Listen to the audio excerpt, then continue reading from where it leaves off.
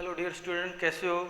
जैसे कि आपको पता है कि हमारा एडवांस ग्रामर का टॉपिक चला हुआ है, तो आज हम उसी कड़ी में प्रेजेंट परफेक्ट टेंस करेंगे। प्रेजेंट परफेक्ट जैसे कि नाम से ही आपको पता है, तो हिंदी में इसको पूर्ण वर्तमान काल बोलते हैं। हिंदी में इसको पूर्ण वर्तमान काल बोलते हैं। पूर्ण वर्तमान काल। पूर्ण वर्तमान काल क्यों बोलते हैं? क्योंकि इसमें जो कार्य होता है बेटा, वो समाप्त अवस्था में पाया जाता है। अर्थात जो कार्य पूर्ण हो चुका हो वो ही पूर्ण वर्तमान काल के अंतर्गत आता है। अब सबसे पहले मैं इसके बारे में डिटेल बताऊंगा कि इसमें होता क्या है, कौन सी हेल्पिंग वर्ब यूज होती है। फिर इसके बाद हम वर्ब फिल करेंगे। तो first of all affirmative sentence. First of all हम इसका जो रूल्स होता है अफर्मेटिव सेंटेंस के बारे में आपको बताते हैं।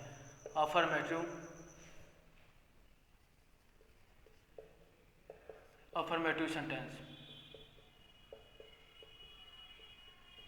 अफर्मेटिव नाम से पता होगा साधारण वाक्य, तो इसका स्ट्रक्चर क्या रहेगा?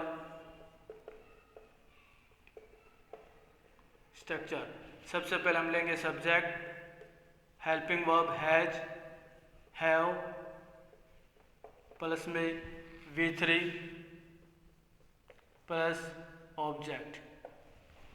ठीक है बेटा।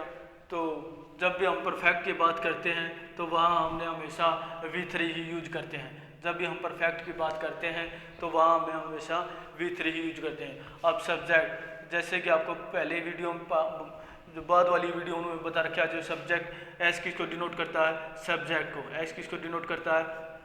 सब्जेक्ट। सब्जेक्ट क्या होता है? कर्ता होता है। कार्य करने की अवस्था जो होता है, जो कार्य करता है वही कर्ता कहलाता है। हैज़ और हैव ये सब क्या बेटा? Helping verb. ये क्या है? Helping verb. हेल्पिंग वर्ब, ठीक है ना। हैज़, यहाँ पर हम हैज़, फिर V3 क्या है? अब वो आपकी थर्ड फॉर्म किसको डिनोट करता है? परफेक्ट को। किसको डिनोट करता है? परफेक्ट को। किसको डिनोट करता है? परफेक्ट को। ऑब्जेक्ट, ये हमारा ऑब्जेक्ट क्या होता है? उद्देश्य होता है। ऑब्जेक्ट क्या होता है? उद्देश्य होता है। किसी कार्य का उद्देश्य होता है। अब बात आती है हैज़, हैव। हैज़ और हैव के बारे में। हैज़ हैव क्या होता है बेटा? ये हेल्पिंग वर्ब होते हैं परफेक्ट की। तो हैज़ का प्रयोग, हैज़ का प्रयोग देखो बेटा, हैज़ का जो प्रयोग होता है वो कब होता है? सिंगुलर के साथ। यदि कर्ता क्या हो? यदि कर्ता सिंगुलर हो। यदि करता क्या हो? सिंगुलर हो। क्या हो बेटा? सिंगुलर अर्थात एक वचन। सिंगुलर। सिंगुलर हो। सिंगुलर में हमें क्या मिलेगा? He, she, it, any name. Any name. Any names. इनके साथ हम क्या यूज करेंगे बेटा? हैज़ का प्रयोग करेंगे। क्या यूज करेंगे? हैज़ का। अब हैव। हैव क्या होता है बेटा? हैव का प्रयोग प्लूरल सब्जेक्ट के साथ। हैव का प्रयोग प्लूरल सब्जेक्ट के साथ। हैव का प्रयोग प्लूरल सब्जेक्ट में अब देखो आई मिलेगा आपको। आई, वी, यू, दे। इनके साथ हमने क्या यूज करना बेटा? हैव। इनके साथ हम क्या यूज करेंगे? हैव। तो मेरा क्या अफर्मेटिव सेंटेंस में मेरे समझाने का तात्पर्य है, तो सबसे पहले हम क्या लेंगे? सब्जेक्ट लेंगे। सब्जेक्ट के साथ यदि सब्जेक्ट सिंगुलर है तो हैज का प्रयोग करेंगे, यदि सब्जेक्ट प्लूरल है तो हैव का प्रयोग करेंगे। और V3 किसको? परफेक्ट को डिनोट करने के लिए। V3 का प्रयोग परफेक्ट को डिनोट करने के लिए हम करते हैं। ऑब्जेक्ट उद्देश्य होता है। अब फॉर एग्जांपल कुछ एक्सरसाइज देखते हैं हम इसकी।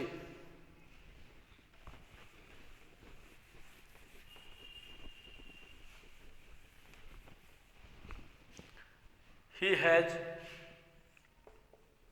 has done his work. He has done his work. They have finished their work.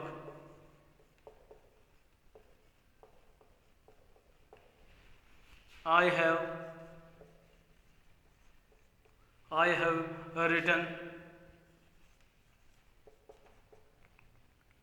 written many books.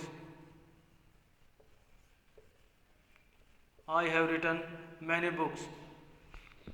तो देखो बेटा, अब यहाँ ही क्या है?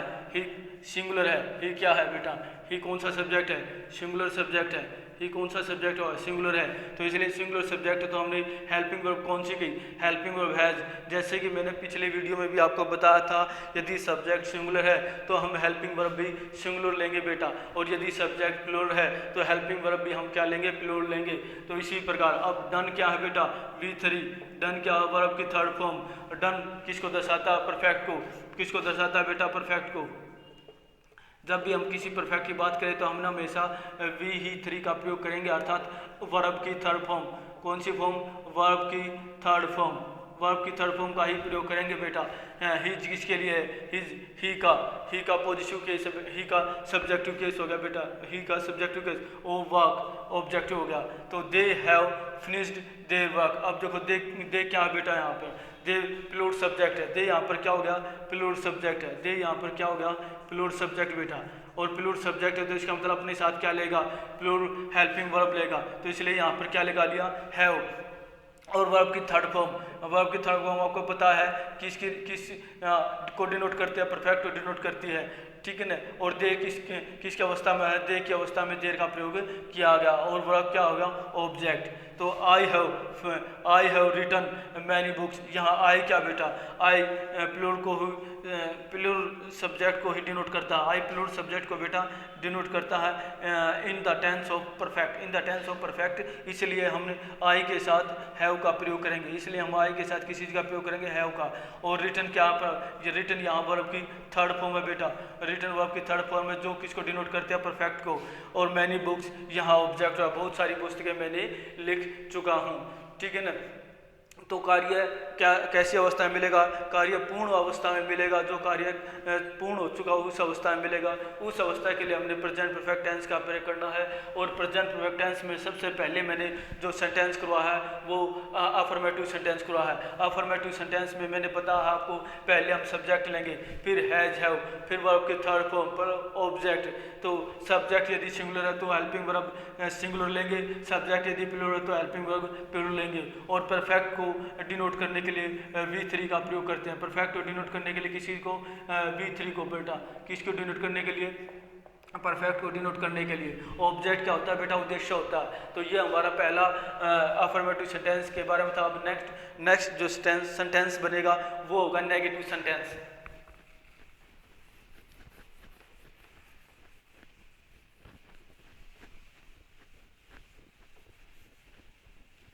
वो हमारा बनेगा बेटा नेगेटिव सेंटेंस।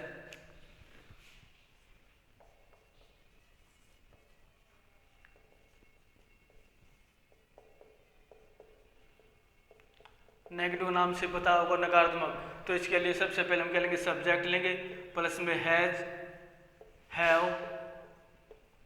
प्लस में नोट, V3 प्लस और प्लस ऑब्जेक्ट, और बाद में फुल स्टॉप बेटा, ठीक है ना। आपको पता है सब्जेक्ट किसको डिनोट करता, कर्ता को। और यदि कर्ता सिंगुलर तो हैज का प्रयोग, यदि कर्ता प्लूरल है तो हैव का प्रयोग, और नेगेटिव है तो नोट लगा देंगे, और परफेक्ट है तो V3 का प्रयोग करेंगे। अब जैसे कि they have not written, they have not written their novel, they have not written their novels. अब देखो बेटा, यहाँ हैव के साथ मैंने क्या लगा दिया, नोट। तो नोट किस चीज़ को दर्शाता है, नेगेटिव को। किस चीज़ को दर्शाता है बेटा, नेगेटिव सेंटेंस को। किस चीज़ को दर्शाता है बेटा, नेगेटिव सेंटेंस को।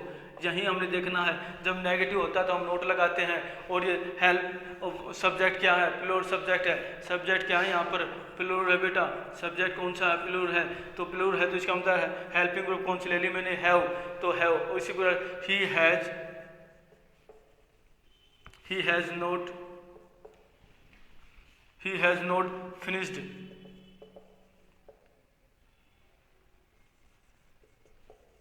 he has not finished his work, अब देखो बेटा ही क्या है, यहाँ पर ही सिंगुलर है और सिंगुलर है तो इसका मतलब हमने हेल्पिंग वर्ब क्या कही, हैज, और हैज के साथ हमने क्या लगा दिया, नोट। किसको डिनोट करता है, नेगेटिव को। और V3 किसको बारे में बताता है बेटा, परफेक्ट के बारे में। किस चीज़ के बारे में बताता है, परफेक्ट के बारे में बेटा, परफेक्ट के बारे में, जो अवस्था पूर्ण हो चुकी है परफेक्ट के बारे में। तो इसी प्रकार से जो ही है, ही का पॉजिटिव केस है बेटा, हिज, ही का पॉजिटिव केस क्या बनेगा, हिज। जो हम प्रोनाउन में आपको इनके बारे में बताएंगे, प्रोनाउन में हम फर्स्ट पर्सन, सेकंड पर्सन और थर्ड पर्सन के बारे में आपको बताएंगे कि कैसे फर्स्ट और सेकंड पर्सन में सब्जेक्टिव केस बनता है, ऑब्जेक्टिव केस बनता है, पॉजिटिव केस बनता है, पॉजिटिव प्रोनाउन बनता है और रिफ्लेक्सिव प्रोनाउन बनता है। ये सब आपको हम प्रोनाउन के चैप्टर के अंतर्गत सिखाएंगे। अब नेगेटिव सेंटेंस, इसके बाद हमारा अगला सेंटेंस आता है इंटरोगेटिव।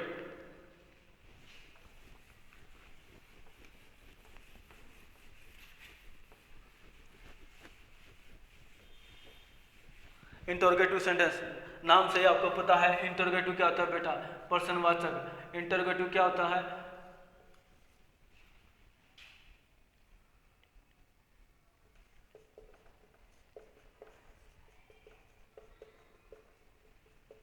प्रश्नवाचक। इंटरोगेटिव क्या होता है बेटा, प्रश्नवाचक। तो प्रश्नवाचक वाक्य जब हम बनाते हैं तो हेल्पिंग वर्ब क्या लेते हैं, सब्जेक्ट से पूर्व लेते हैं, हैज, हैव, प्लस में सब्जेक्ट, प्लस में V3, प्लस ऑब्जेक्ट और बाद में मार्क्स ऑफ इंटरोगेशन अर्थात question marks.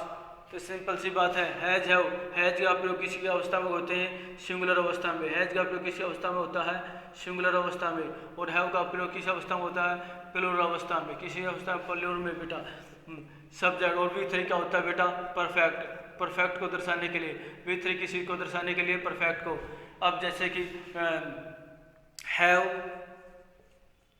I finished, have I finished my work.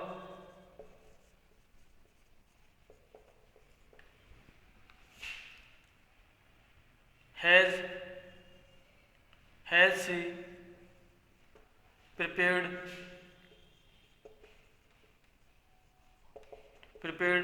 the exam of CET,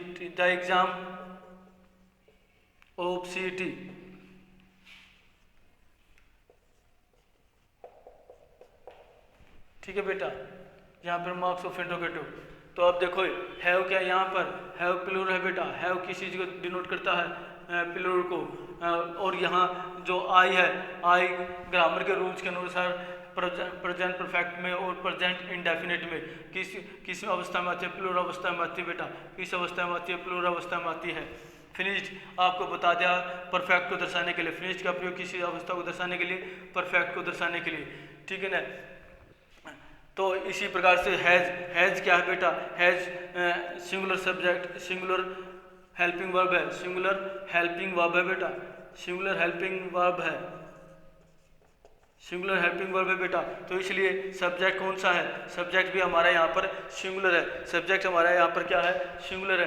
तो इसलिए प्रिपेयर्ड यहाँ परफेक्ट को दर्शाता, प्रिपेयर्ड किस चीज़ को दर्शाता है, परफेक्ट को, परफेक्ट को। और द एग्जाम ऑफ CET ये हमारा क्या हो गया, ऑब्जेक्ट हो गया। द एग्जाम ऑफ CET हमारा क्या होगा, ऑब्जेक्ट अवस्था, ऑब्जेक्ट को दर्शाने के लिए। तो इसी प्रकार से ये कुछ सेंटेंस इसका नेगेटिव इंटरोगेटिव भी बना देंगे। और W टाइप वो मैंने आपको बता रखे हैं कि कैसे W टाइप बनाना, कैसे नेगेटिव इंटरोगेटिव बनाने हैं। इसके साथ हम नोट लगा देंगे तो नेगेटिव इंटरोगेटिव बन जाएगा। और यदि वाक्य के प्रारंभ में हम W टाइप सेंटेंस यूज करते हैं तो, और उसके बाद सेम इंटरोगेटिव का फॉर्मेट यूज करते हैं, वो होगा हमारा W टाइप वर्ड्स, ठीक है ना। ये मैंने ऑलरेडी आपको पहले वाले टॉपिक में या पहले वाली जो क्लासेस हैं उनके अंदर मैंने आपको डिटेल में करवा रखे हैं। आप यदि इनको देखना चाहते हो तो पिछली के टॉपिक या पिछली वीडियो आप चेक कर सकते हो और देख सकते हो। अब हम जो इसी टॉपिक के अंतर्गत आज हम करेंगे वर्ब फिल। इस टेंस में कैसे वर्ब फिल की जाती हैं, कुछ इम्पोर्टेंस रूल्स हम आपको सिखाएंगे जो आपने नोट करने हैं अपनी कॉपियों में।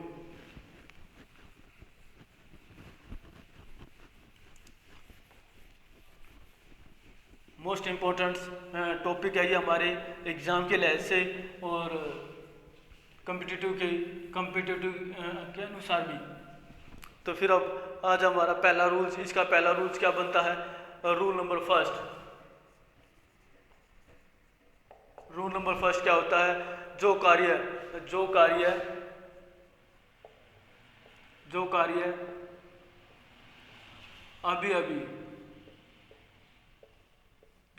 अभी अभी हाल फिलहाल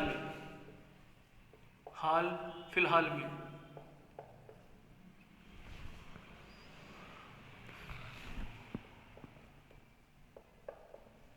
जो कार्य अभी अभी हाल फिलहाल में समाप्त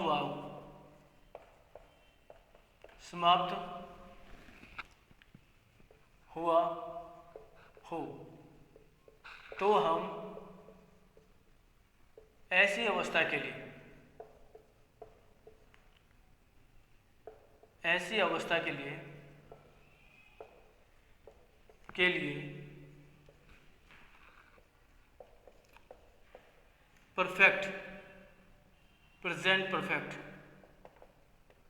प्रेजेंट परफेक्ट टेंस का प्रयोग करते हैं।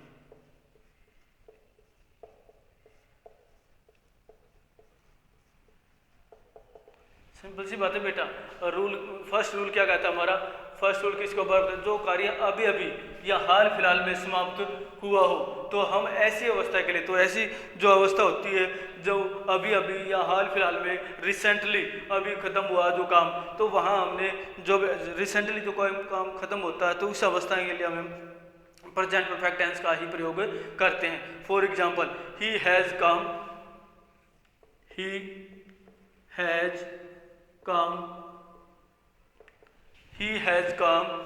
to Delhi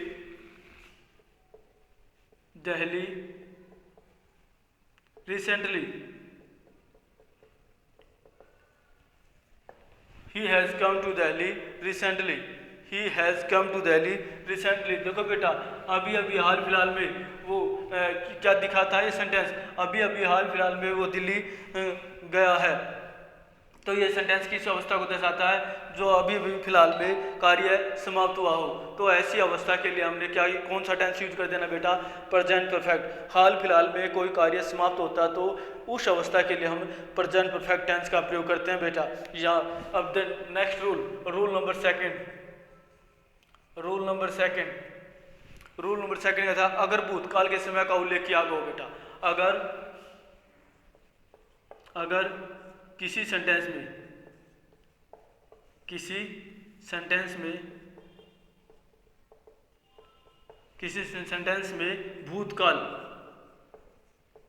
भूतकाल के समय का उल्लेख किया गया बेटा,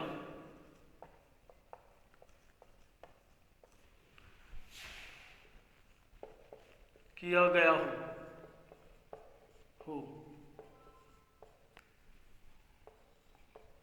तो हम वहां पर पास्ट सिंपल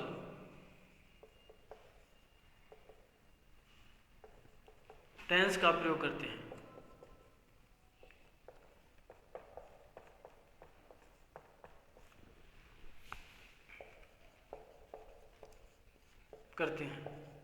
देखो बेटा, इसमें क्या है? अगर भूतकाल के समय का उल्लेख हो तो प्रेजेंट परफेक्ट के स्थान पर हम पास्ट सिंपल का प्रयोग करेंगे बेटा। यहाँ पर हम किसके स्थान पर प्रयोग करेंगे? प्रेजेंट परफेक्ट के स्थान पर। प्रेजेंट परफेक्ट के स्थान पर कौन सा टेंस यूज करेंगे? प्रेजेंट परफेक्ट के स्थान पर कौन सा टेंस यूज करेंगे? पास्ट सिंपल बेटा। तो यही बात मैंने कही है, अगर किसी सेंटेंस में भूतकाल के समय का उल्लेख किया गया है तो हम वहां पर पास्ट सिंपल टेंस का प्रयोग करते हैं बेटा। और किसके स्थान पर करेंगे? प्रेजेंट परफेक्ट के स्थान पर करेंगे। क्या अवस्था हो? भूतकाल के समय का उल्लेख हो। कौन सी? काल का? भूतकाल के समय का उल्लेख हो। जैसे फॉर एग्जाम्पल देखो बेटा,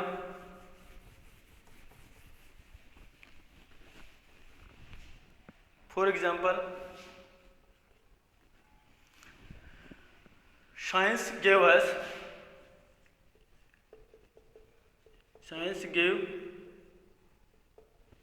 us many life Science gave us many life saving drugs. Saving drugs. Science gave us many life saving drugs in the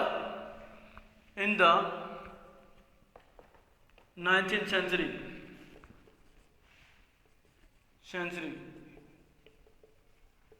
अब देखो बेटा, सिंपल सी बात, बाद में फुल स्टॉप। अब यहाँ किस अवस्था है, कौन से समय का बात क्या रखिए, इस सेंटेंस में पास्ट समय की बात क्या रखिए बेटा, और पास्ट समय की बात क्या रखिए। यहाँ से हमें पता चलेगा कि कौन सा टेंस चल रहा है हमारा, V2, अर्थात V2 किसको डिनोट करता है, पास्ट सिंपल को बेटा।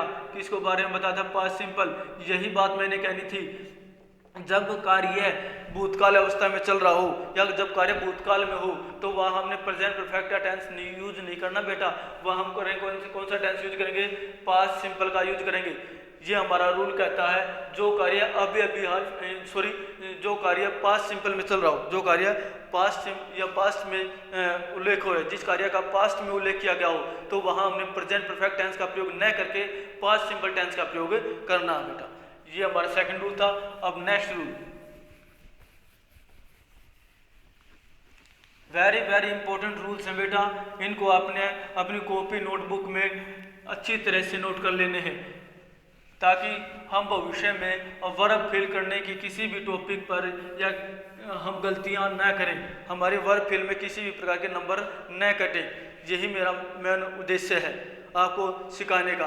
अब रूल नंबर 3 क्या कहता है बेटा, कुछ वर्ड हैं जो वर्ड हमें दिखाई दे तो हमने प्रेजेंट परफेक्ट टेंस का प्रयोग कर देना है।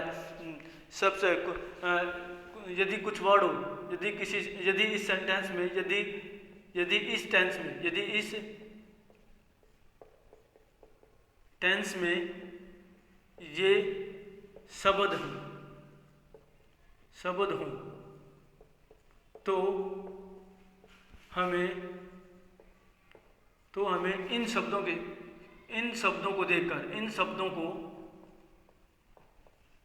देखकर प्रेजेंट परफेक्ट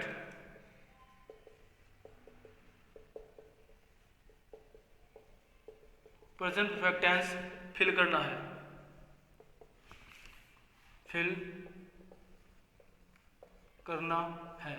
कौन कौन से वर्ड है बेटा, कौन कौन से वर्ड है वो, जस्ट, कौन से, जस्ट, ऑलरेडी, जस्ट हो गया, ऑलरेडी हो गया, यट है बेटा,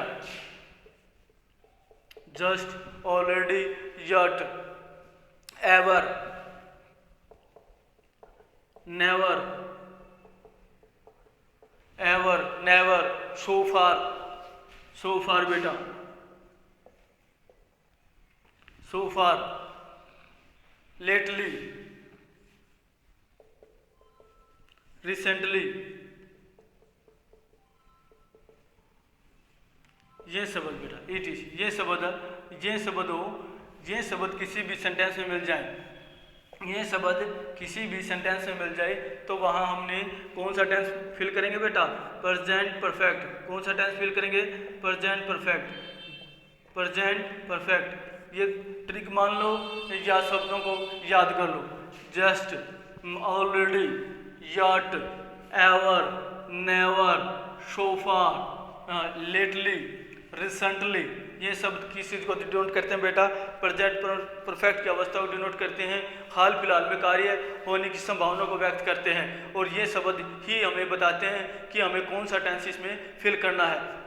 यदि ये शब्द आपको दिखाई देते हैं तो सिंपल सी बात है कि वहाँ हमने प्रेजेंट परफेक्ट टेंस का ही प्रयोग कर देना है। तो इनको अच्छी तरह से आपने नोट करना है। अब अगला रूल हम की तरफ बढ़ते हैं, हम रूल अगला जो नेक्स्ट जो रूल है वो हम आपको बता रहे हैं।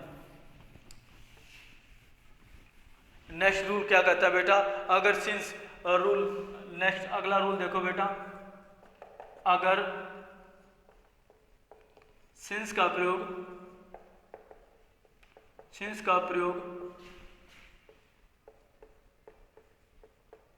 अगर सिंस का प्रयोग वाक्य के शुरुआत में हो, अगर सिंस का प्रयोग वाक्य के शुरुआत में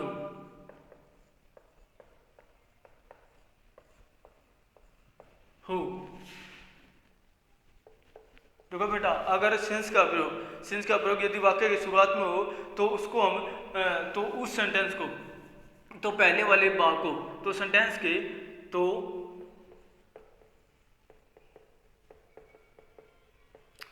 के पहले वाले भाग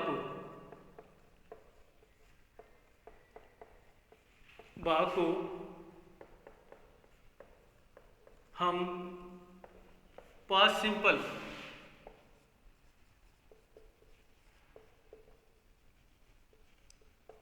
के अनुसार बनाते हैं।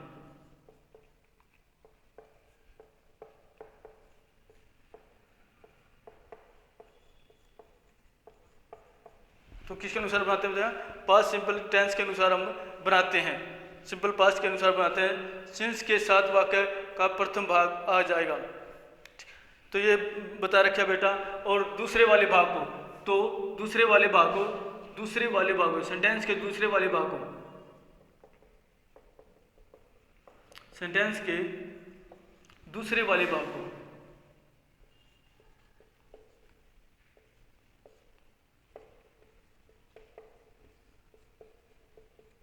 को हम प्रेजेंट परफेक्ट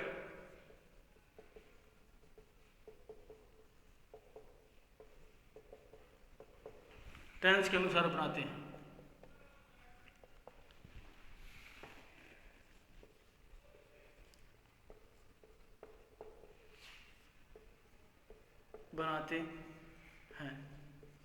समझ गए बेटा मैंने कहने का तात्पर्य क्या है? अगर सिंस का प्रयोग वाक्य की शुरुआत में है तो सेंटेंस के पहले वाले भाग को किसके अनुसार बनाएंगे? पास्ट सिंपल के अनुसार बेटा। और बनाते हैं सेंटेंस के दूसरे वाले भाग को हम प्रेजेंट परफेक्ट टेंस के अनुसार बनाएंगे बेटा। किसके अनुसार बनाएंगे? प्रेजेंट परफेक्ट टेंस के अनुसार बनाएंगे। जैसे कि since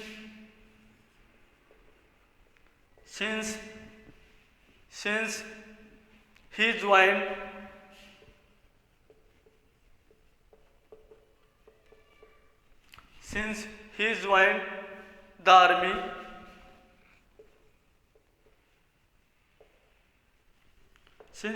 the army, he has not taken any leave. He has not taken any leave. देखो बेटा, अब सिंस का प्रयोग कब स्टार्ट हुआ है? वाक्य के शुरुआत में बेटा। सिंस का प्रयोग वाक्य की शुरुआत में शुरू हुआ है, तो इसलिए यहाँ हमने कौन सा टेंस यूज कर दिया है? ये गौर करने की बात है बेटा। यहाँ हमने पास्ट सिंपल का प्रयोग किया बेटा। कौन से टेंस का प्रयोग किया है? Past simple. कौन से टेंस का प्रयोग किया? पास्ट सिंपल का प्रयोग किया बेटा। क्यों किया है? क्योंकि सिंस का प्रयोग रूल के अनुसार यदि सेंटेंस के स्टार्टिंग में शुरू होता है तो वह हम पहले भाग में पास्ट सिंपल का प्रयोग करेंगे, और जो सेकंड भाग हो गया बेटा उसमें हमने कौन सा टेंस फिल किया है? कौन सा टेंस फिल किया बेटा? Present perfect. यही हमारा रूल था और यही हमारा समझाने का मेन मोटिव था।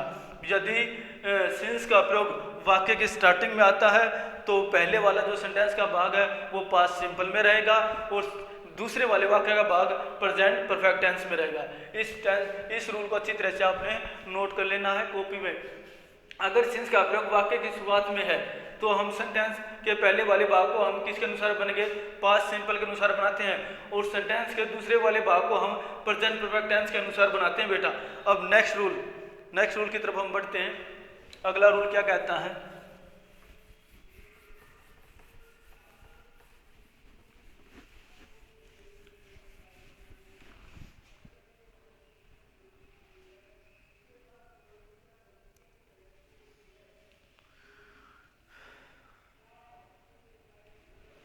रूल अगला देखो बेटा, अगर सिंस का प्रयोग अगर सिंस के बाद पास्ट सिंपल हो बेटा,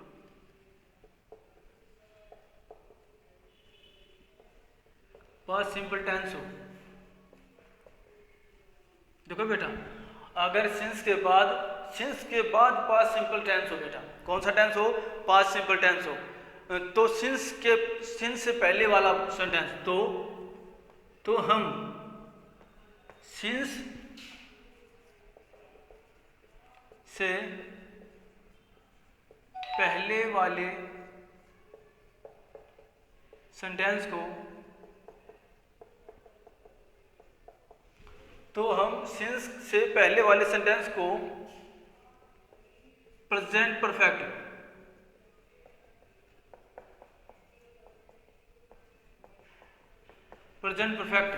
टेंस के अनुसार बनाते हैं बेटा।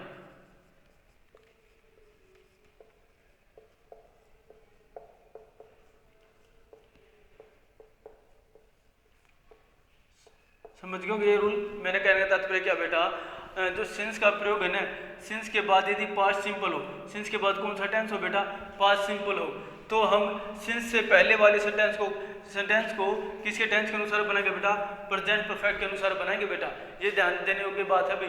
मैंने आपको बताया सिंस के बाद यदि पास्ट सिंपल टेंस का प्रयोग कर रखा है, तो सिंस से पहले वाला जो सेंटेंस है वो हमारा प्रेजेंट परफेक्ट में रहेगा। कौन सा टेंस में रहेगा बेटा? प्रेजेंट परफेक्ट टेंस में। जैसे मैं बोल दूं आई हैव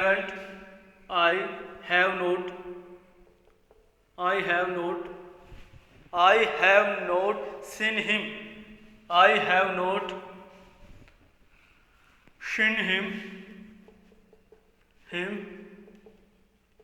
देखो बेटा, ये I have not seen him,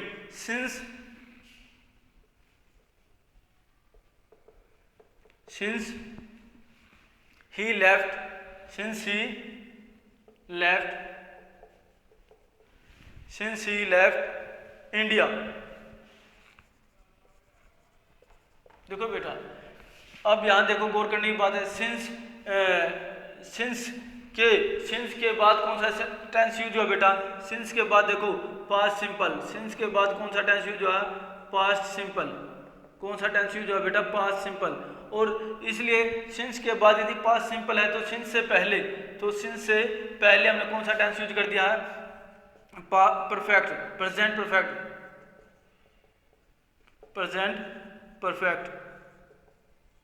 ठीक है बेटा, यही बात मेरी इस रूल में समझाने की बात थी। यदि सिंस का प्रयोग बेटा सिंस से पहले, सिंस के बाद पास्ट सिंपल हो, तो सिंस से पहले हम कौन सा टेंस यूज कर देंगे? Present perfect. कौन सा टेंस यूज करेंगे बेटा? Present perfect. ये हमारा रूल था। अब नेक्स्ट जो रूल रहेगा हमारा भूतकाल के एक्सपीरियंस को व्यक्त करने के लिए बेटा, इस टेंस का प्रयोग जो नेक्स्ट और लास्ट जो रूल रहेगा, मोस्ट इंपोर्टेंट रूल्स इस टेंस के मैंने आपको करवाए हैं और वो आपके लिए बहुत ही फायदेमंद रहेंगे। जो लास्ट वाला जो रूल्स रहेगा वो हम आपको बता रहे हैं। क्या रहेगा इसमें नोट करना है, नोट डाल लेना बेटा। इसको नोट के अनुसार हम लिखेंगे, इस टेंस का प्रयोग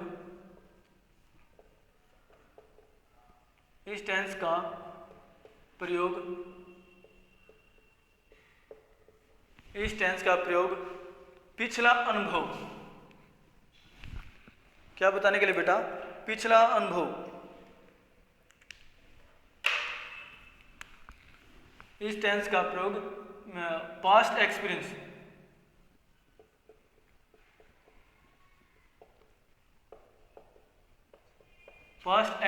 को व्यक्त करने के लिए, इस टेंस का प्रयोग पास्ट एक्शन को व्यक्त करने के लिए किया जाता है।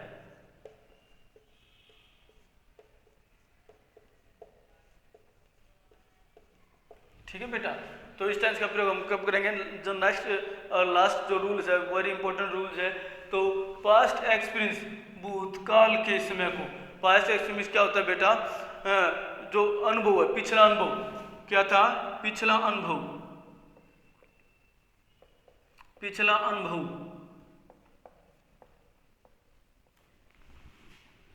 को व्यक्त करने के लिए बेटा, जैसे कि I have seen the Taj Mahal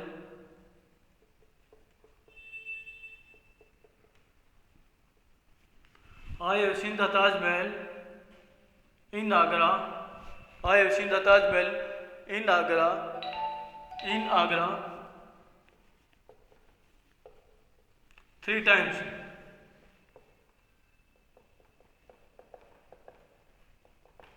देखो बेटा, I have seen the Taj Mahal in Agra 3 times. तो यहाँ किस चीज़ का अनुभव किया? क्या पास्ट एक्सपीरियंस का अनुभव करा क्या बेटा?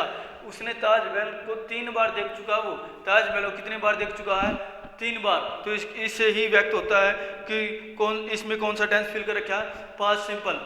पास्ट सिंपल अर्थात पास्ट सिंपल क्यों, sorry past present perfect, sorry present perfect. Present perfect क्यों? क्योंकि इसमें पास्ट एक्सपीरियंस को व्यक्त कर रखा है। किसको व्यक्त कर रखा है? पास्ट एक्सपीरियंस को।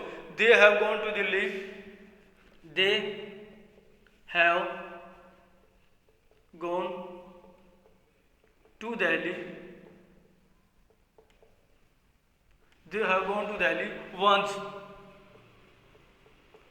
भाई वो दिल्ली एक बार आ चुका है, वो दिल्ली एक बार आ चुका है। ये भी अवस्था किसको बारे में बताती है बेटा?